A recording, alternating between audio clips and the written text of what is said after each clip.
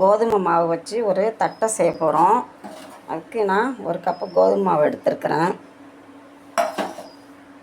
இது கூட கொஞ்சம் ஒரு 1/2 ஸ்பூனு ஜீரகத்தூள், ஒரு கொஞ்சமாக ஓமம், இதை அப்படியே நுணுக்கி போட்டுக்கலாம்.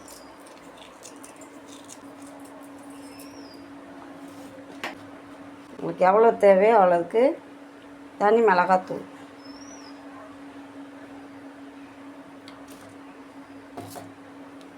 தேவையான உப்பு,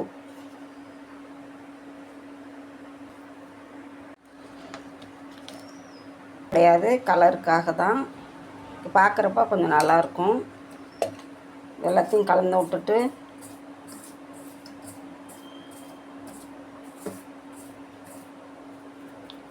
இதோட 2 ஸ்பூன் எண்ணெய் விட்டுக்கணும். ஃபஸ்ட்டு இதை நல்லா பிசைஞ்சிட்டு அதுக்கப்புறம் கொஞ்சம் கொஞ்சமாக தண்ணி தெளித்து சப்பாத்தி மாவு பதத்துக்கு நல்லா பிசைஞ்சு எடுத்துக்கணும். இந்த எண்ணெய் ஊற்றி பிசைஞ்சதுலேயே கொஞ்சம் நல்லா மாவு பிசைஞ்சு எடுத்தாச்சு. இது அப்படியே ஒரு 5 நிமிஷம் ஊறட்டும், மூடி வச்சிடலாம். மாவு 5 நிமிஷம் ஊறிட்டு நம்ம இதில் கொஞ்சம் கொஞ்சமாக எடுத்துக்கலாம். அப்படியே நல்லா எவ்வளோ மெல்லிசாக திரட்ட முடியுமோ அதில் நல்லா மெல்லிசாக தேய்ச்சி எடுத்தாச்சு. இது மாதிரி ஒரு மூடி எடுத்துட்டு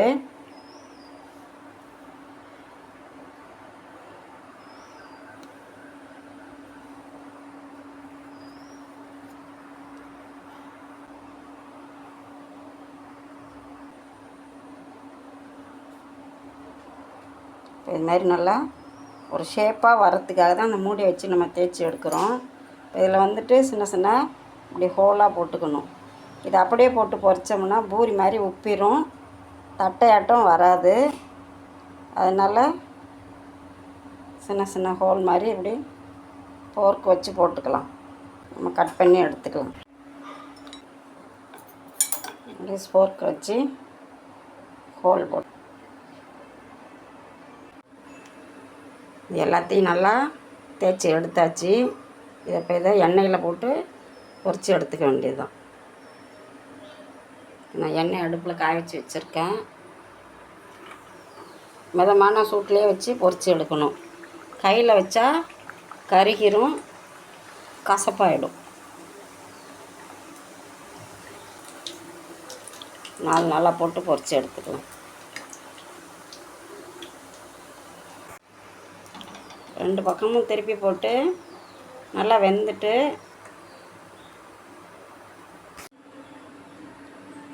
எல்லாத்தையும் நல்லா பொரித்து எடுத்தாச்சு. எண்ணெயில் போட்டு சாப்பிட்றதுக்கு நல்லா டேஸ்ட்டாகவும் நல்லா சாஃப்டாகவும் நல்லா இருக்குது. நீங்கள் கொஞ்சம் கொஞ்சமாக சப்பாத்தி கட்டையில் போட்டு தேய்க்கிறதுக்கு சிரமமாக இருந்துச்சுன்னா கிச்சன் மேடையில் எல்லா மாவையும் ஒரே டைமில் போட்டு தேய்ச்சி கட் பண்ணி எடுத்துக்கலாம். இது நல்லா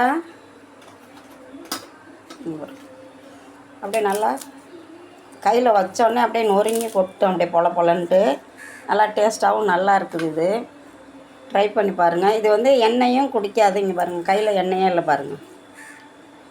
எண்ணெயும் அதிகம் செலவும் ஆகாது, எண்ணெயும் குடிக்காது.